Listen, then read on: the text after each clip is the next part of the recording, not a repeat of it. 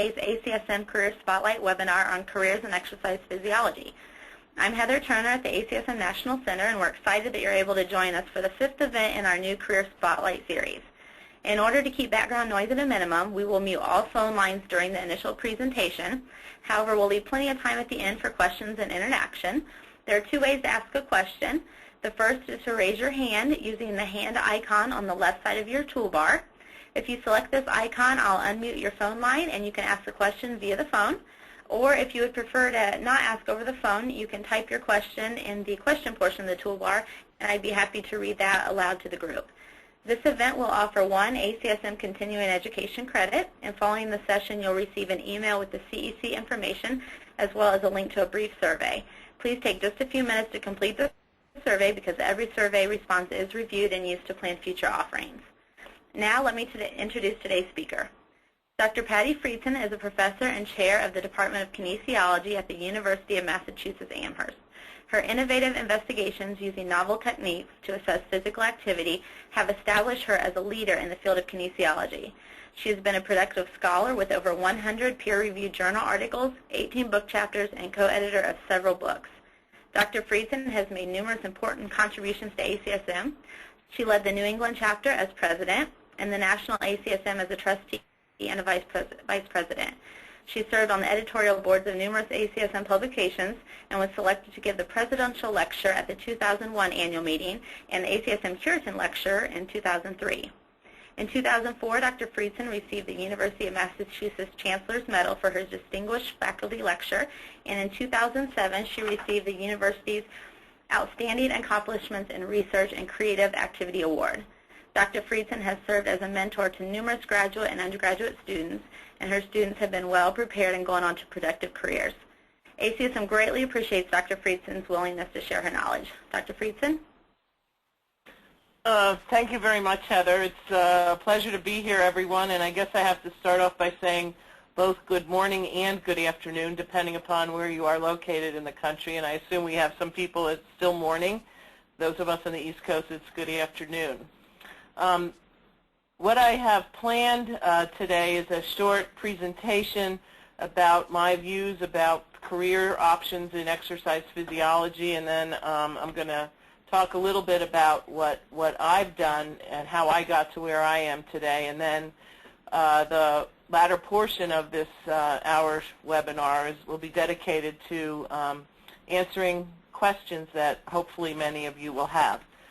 So to get started, basically what I'm going to do today is to tell you what exercise physiology is, and it's a whole different ballgame today compared to when I entered the field about 35 or maybe 40 years ago.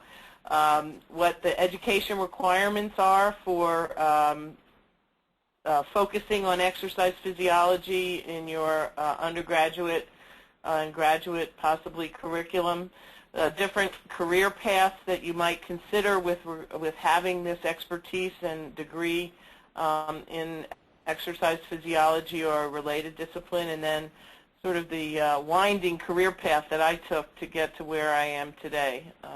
So I think we'll get started right now.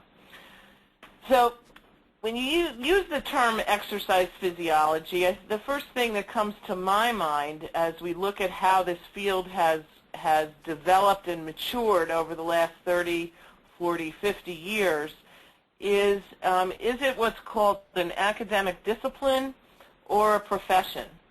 And back when I started studying this field in college, there really were absolutely no career options. It really was exclusively an academic discipline, similar to math or history or English, where what you're doing is learning material about that given topic and exploring it and critically analyzing math material or history material, and you're learning it. But there's at the end of your learning of that material, you don't really have anything that you can do directly.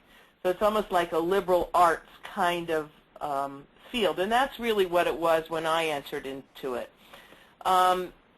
The other difference with exercise physiology versus history or math or English when I entered the field is that at least those fields you could actually go and become a teacher, and you could teach math or history or English, and that actually wasn't available at the time when I entered the field. But today we're in a much more exciting and dynamic place in the field where there are numerous opportunities where the field of exercise physiology can be considered a profession, where you take the knowledge and background and information that you've learned in exercise physiology and apply it. And some examples of those applications would be in clinical settings. For example, cardiac rehabilitation, where you can actually take what you've learned in exercise physiology, apply the principles, and practice it as a technique to help patients who are recovering from heart disease. You can work with athletes in the sport physiology area. You can work in the health, fitness, and wellness area. And most recently, you can actually apply knowledge from exercise physiology into a public health arena. And we'll talk about various aspects of this as I move forward. So to define exercise physiology, I consider it, and many people consider it, the study of the functions of the human body during exercise. So we're actually taking physiology, which by definition is study of human function, and now we put the adjective exercise in front of that, and we're applying what we know about how the different systems of the body are working, muscles, bones, heart, lungs, and seeing how exercise impacts those systems. And we can use that exercise physiology simply as a tool or a technique that we might impose on a system to see how it responds to exercise in an effort to understand mechanisms or how a particular system or multiple systems work. Also in exercise physiology, we're looking at how just an acute or a single bout of exercise or how exercise training affects these different functions of the body. So what impact does a single bout of exercise, for example, have on blood glucose? Or what effect does chronic exercise training, where a person exercises regularly over a period of time, how does that impact heart function? Then a subdivision that I think also takes in consideration more applied issues is actually looking at exercise physiology from a sport perspective and actually calling it sport physiology, where the goal is to use exercise physiology to optimize human performance. What are the best training techniques to run a marathon faster? How do we measure and quantify overtraining? What kinds of issues should we be concerned about with regard to diet and its impact on energy metabolism during exercise? Or what are the appropriate methods to use for fluid replacement to prevent dehydration? Those are all issues that are relevant to the athlete and his or her ability to reach the highest point of performance. Another way of using exercise physiology, which really has taken off in a big way over the last 10 or 15 years, is the application of exercise physiology and how it impacts clinical or public health settings. So we all know that there's an enormous health benefit of exercise and physical activity, both in terms of preventing disease from ever occurring, and then also in rehabilitating individuals, for example, who have heart disease and are undergoing rehabilitation after a heart attack. So in terms of academic training, if you want to have a career in exercise physiology, you can go on to complete a master's degree, and with that master's degree, you can actually acquire teaching jobs at small junior colleges or community colleges. Many of them now have 2-year programs where they're health fitness focused at that institution, and one of the courses they have to take is exercise physiology. There's also some opportunities, excuse me, believe it or not, for teaching at colleges and universities. We have on our campus in my department, I have an individual who has his master's degree and teaches for us in the Department of Kinesiology. Doesn't have a PhD, but he has a master's degree and does a lot of teaching for our undergraduate students. With an MS degree, you can also serve as a research technician, so actually working in a laboratory in an academic department or a medical center where there's research projects going on, where you can serve as a technician helping to collect data and manage equipment and schedule subjects and serve in that capacity, which is also similar to what I mean by a project manager, serving as a manager of a grant or a project where there's a key component involves exercise, exercise interventions, exercise training studies. You can also go on and get a PhD degree, and obviously this qualifies you now to become a university or college and focus in college teaching and research. Depending on the level of the institution that you would go to with a PhD, you might be in a predominantly teaching institution where you would serve as a college professor teaching courses in exercise physiology and related fields. Or you might go to an institution that has expectations for you to be a teacher and a researcher. So you do both teaching and research with your PhD degree in exercise physiology.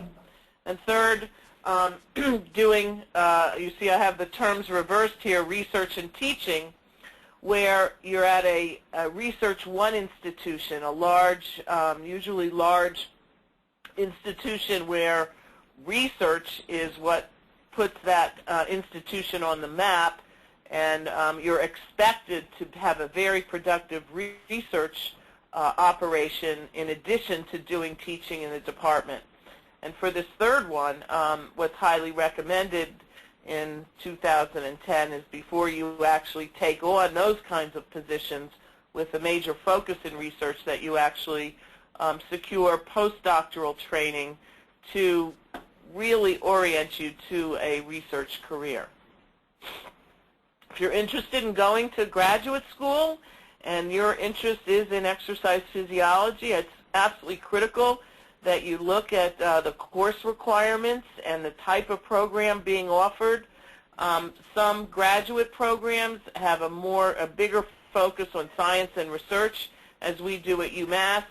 Some other programs are much more applied and will train you to work in the fitness or clinical areas. And make sure that if you're looking at graduate schools that you carefully look at the program and what it's really good at and matches with, to identify those that match well with your career goals. So what do you need educationally in exercise physiology? Well, our students typically are bachelor's degrees in kinesiology, exercise science, exercise physiology. There's a number of different terms that are used to describe it. The main thing is that the curriculum has a very strong science and math focus that first is set up on the basis of foundation sciences like biology, chemistry, you can see the list there, physics, human anatomy, human physiology, statistics. And then you actually take courses that build on those foundation sciences in exercise physiology, as well as specialized courses in exercise physiology, such as, and not every school has the same courses. They focus on different things, but you might have clinical exercise physiology, a course in environmental physiology. But you want to gain the broadest background you can in different aspects of physiology. And then in addition to that, some additional coursework that's typically recommended or in some places required are courses in nutrition and sport nutrition. If you're interested in going into counseling and behavior change to promote activity, certainly some psychology courses. And then finally, can't emphasize enough the importance of doing hands-on internship and independent study work in laboratories or in clinical settings to provide you with the background that you need.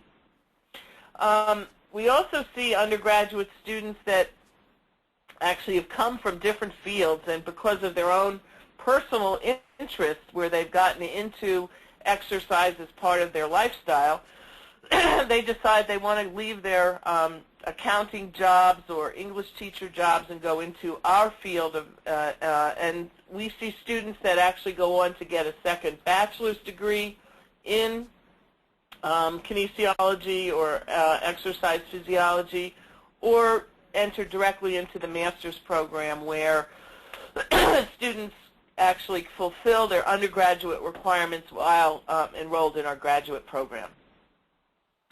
Some tips that I have for success. So success meaning being defined as success in acquiring a career in exercise physiology is experience, number one. Obviously you want to do well in school, but besides that, what's as important is experiences where you actually sometimes volunteer, do internships, teaching and research assistantships if you're in graduate school.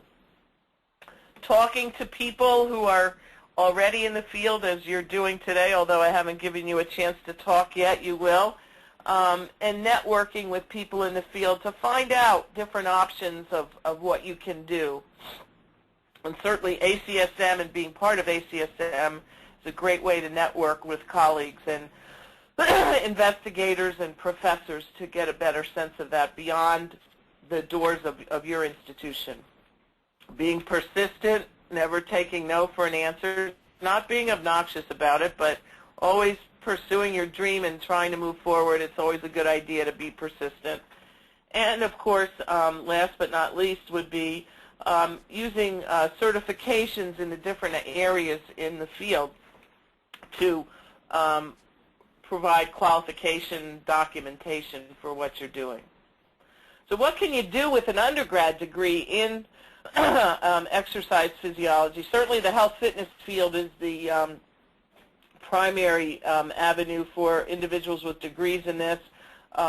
Certification is a good thing, and if you're more interested or have equal interest in the business end of the health fitness field, you may want to also consider taking business classes, which may or in fact be part of a degree that's more focused in health and fitness. And there's a list of some of the options that you can be as with a background and training in exercise physiology. You can also work in the clinical field. I have two organizations listed here.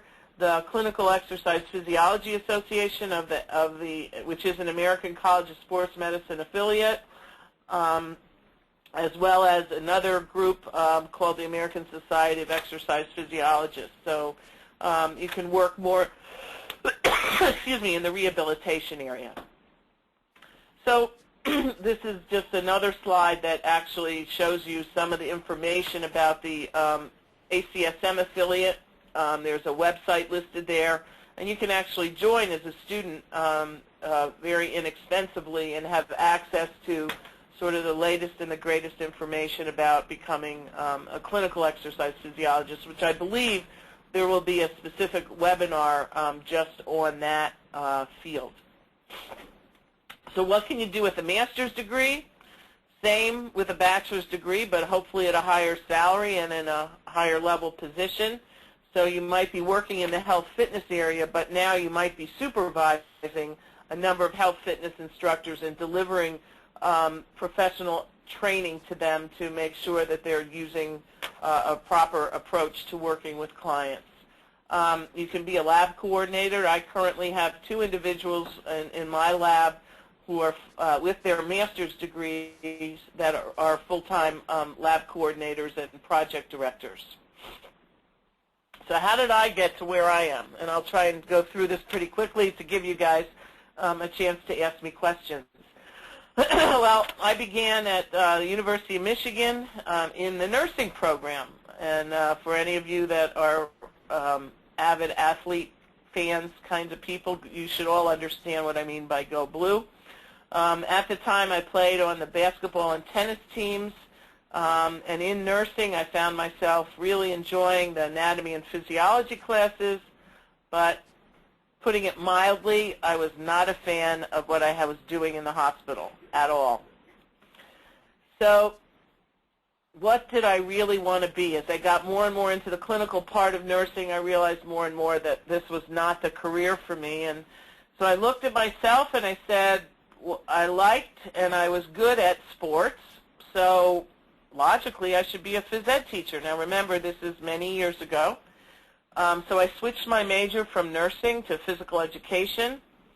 And my first semester in the program, I was required to take a course called, which I had never heard of, exercise physiology. And I knew after day one of that class that that was what I wanted to be. What that was, I didn't know exactly, but it was something with exercise physiology. So literally after the first day of the class, I went up to the professor and I said, I want to do what you do. How do I get there? There was no major like there are majors all over the country now. So with my professor's help, I built my own major, and I took lots of science and math and statistics. I worked in his lab and volunteered as an undergraduate. And at that time, the only thing that was interesting to me or that I knew about and really was the major focus of the field was sport performance. And I ended up completing all 3 degrees, which is an unusual path, at Michigan.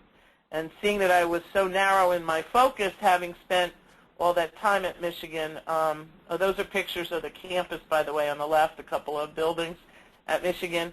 But since I focused all my work at that one institution, I felt I needed to do something else before I had a real job. So I heard this thing called a postdoc, and again, remember, this is back in 1980, and I found a postdoc in probably one of the most beautiful places in the United States, Santa Barbara, California, which is pictured on your left.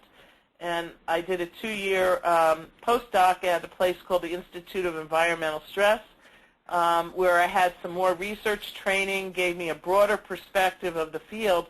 And instead of studying sport performance issues, what I did there was work looking at human performance under different environmental stressors that didn't involve sports at all.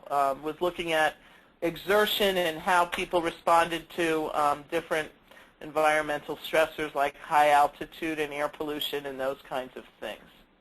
I accepted a faculty position at UMass Amherst in '81. I've been there ever since. I am currently, as Heather told you, a professor and chair of the department, and I've been very fortunate in the last couple of years to really expand my research program. And I'm very interested in using gadgets to measure how active people are in their daily lives. And why I talk about this is because that really has implications for public health and looking at dose response between exposure to exercise and health outcomes. So what I'm interested in is providing researchers the best tools to measure the exposure. And it's combined my background in exercise physiology with my lack of training but tremendous interest in sort of the public health aspects of physical activity. So the work I do uses wearable monitors to try and get a better picture of what people are doing in terms of their daily activities. And the physiology, exercise physiology that we use is to actually calibrate these devices, which typically measure motion. And we use techniques in exercise physiology to calibrate them.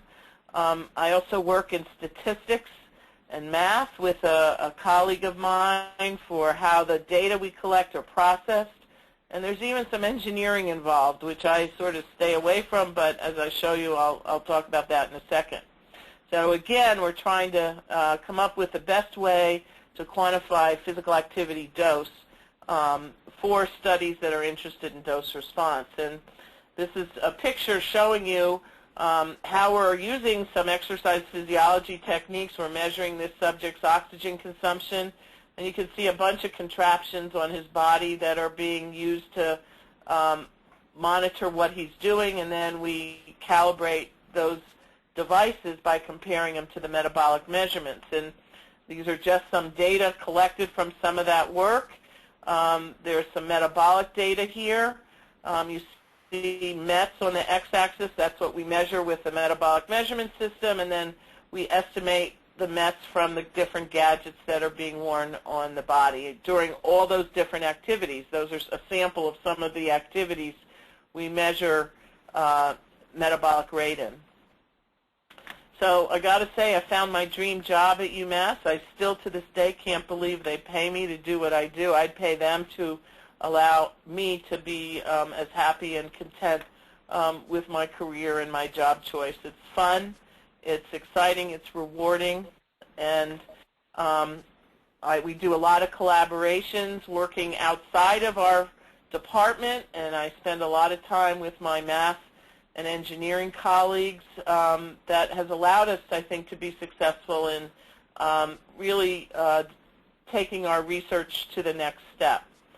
So my final thoughts, the field of exercise physiology still, I think, is limited as a professional niche recognition, but ACSM in particular and other groups are working hard to create that niche, and it's definitely improved from when I entered it. I think it's a very exciting time to have background training and degrees in the field, and I can't say anything other than you should dream big, pursue what your dreams are. You all probably are active in your own lives and have gotten much satisfaction about that, and being able to learn about that as a career and become academically knowledgeable in that field. I mean, there's nothing better than that, and hopefully you love what you do.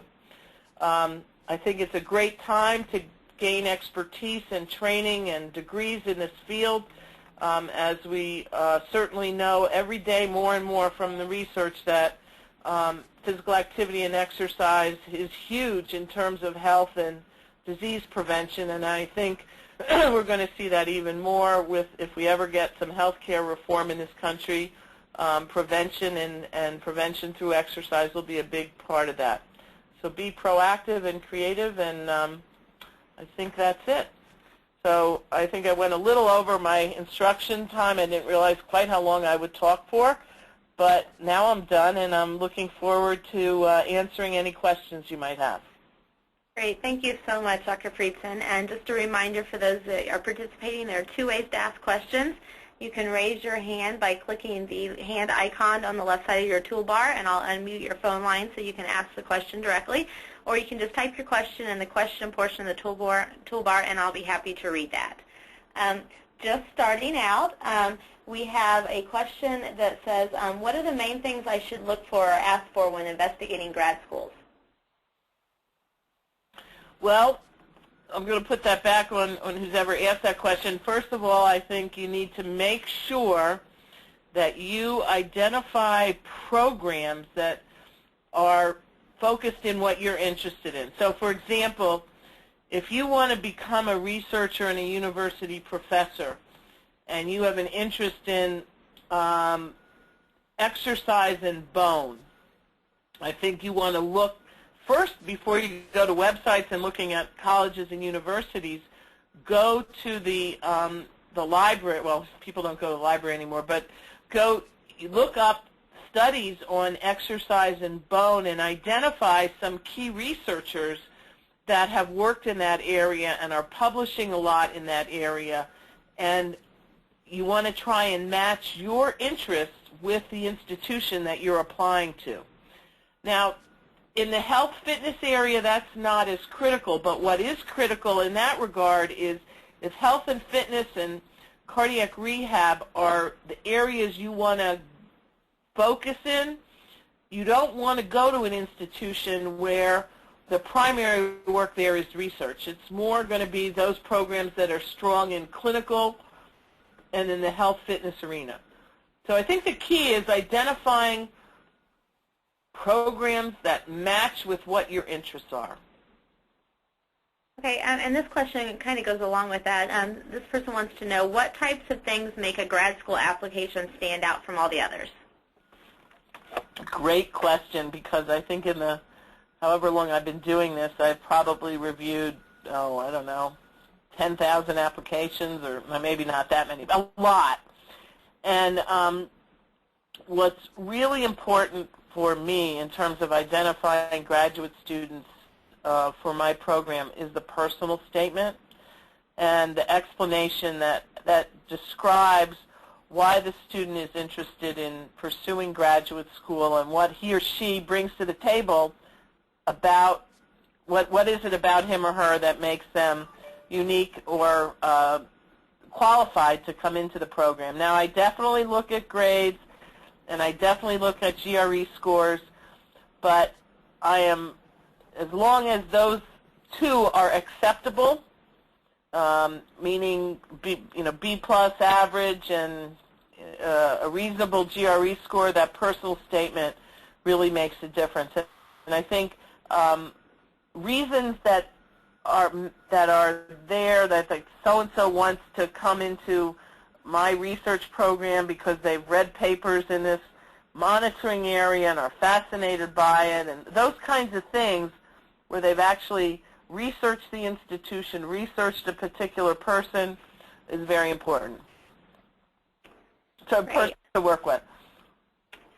Thank you. You talked about volunteering earlier, and this person wants to know, what are typical volunteer opportunities that an undergrad student interested in exercise physiology could do on their campuses? Well, I currently have 9 undergraduate.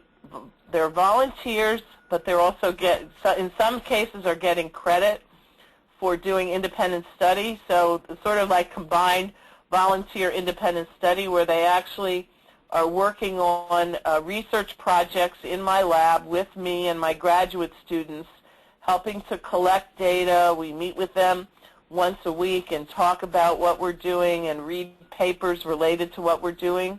You could also, it depends on what institution you're at, what opportunities are there, but if you're interested in becoming, say, a personal trainer, you may want to go and look at what kinds of things are available at your fitness centers and get involved there. So it's going to be highly variable, but and you have to be persistent sometimes. Also, we're all very busy here, and we may not seem always that interested. We are interested in you. We were interested in making you the best you can possibly be with your degrees, and so just be persistent. And I remember when I talked to this professor the first day of class, he basically looked at me and said, yeah, and walked out of the room, and I just stayed after him and said, I want to do this. What can I do? I can come into the lab. I'll do, if you want me to clean your bookshelves, I'll do whatever, but this is what I want to do. And that persistence goes a long way also. Great. The next question is, are there certain certifications that you recommend more than others? Well, I guess I always run the risk here of sounding biased, but that bias, I think, is justified. American College of Sports Medicine, I believe, has some of the best certification programs around. The materials were developed by experts in the field and are well versed in the different aspects of all the different certifications. There are others out there. I'm not saying you shouldn't do those. Some of the others are more easily accessible to take the certifications, but in terms of content and quality, I really believe the ACSM certifications are the best. Great. The next question that we have says, Dr. Friedson, do you feel that debt, i.e. student loans, is a necessary evil in completing all the degrees that are required for a successful career in the field? Can you repeat that, Heather? I heard student loan. That was the one thing I heard, but what was the rest of the question? Do you feel that debt, i.e. student loans, is a necessary evil in completing all the degrees that are required for a successful career in the field? It depends. If you go to graduate school, there are opportunities to get what are called teaching and research assistantships. Now, some of them are better than others in terms of the amount that you earn from those assistantships, but you can certainly defray some of the loan or reduce some of the loan costs by getting an assistantship that typically covers a portion or all of your tuition, covers your health insurance sometimes, and then provides you with a stipend that can help keep your costs down. Then you get experience teaching and doing research. So if you are interested in applying to graduate school, you should inquire as to whether or not these assistantships are available. Now, if you go all the way through and get your PhD degree, the National Institutes of Health has a program that you can actually get your loans covered through, if you're working in a research environment, they will, in your application, not all of them are accepted, but it's called a NIH loan repayment program where they actually pay your loan. Those are very competitive. We've had 2 of our faculty here actually receive those and have had $30,000, $40,000 of loans being paid off by NIH. It's not advertised a lot. Now, you can't do that with a master's degree. You actually have to be a faculty member at an institution that has a research program. But those kinds of things are available. Is the debt worth it? Yeah, I think it is. Are you going to make salaries that are going to be able to pay that debt off quickly? Probably not. But we all make car payments, so you can look at your college loans as a car payment. And everybody has a car, or not everybody, but certainly car payments and mortgage payments are considered part of living, and maybe you should just look at your college loans as part of that as well. Are they necessary? No, if you can get some assistantships and can use that assistantship money to help keep the amount of money you have to borrow down. Great. This question, going back to institutions, is it better to stay at the same institution throughout for your bachelor's, master's, and PhD, or is it better to switch around? Excellent question. There are 2 sides to this. Some people would say absolutely do not do that. That it's important for you, if you do your bachelor's and master's at one place, to go on for a PhD someplace else, or if you do your bachelor's somewhere, to do your graduate studies, if you're going to go on for a PhD, to do that somewhere else. And it definitely gives you a broader perspective, and I think it's the only time in your life when you have the opportunity to get that broad perspective. And that's one answer. I didn't do that.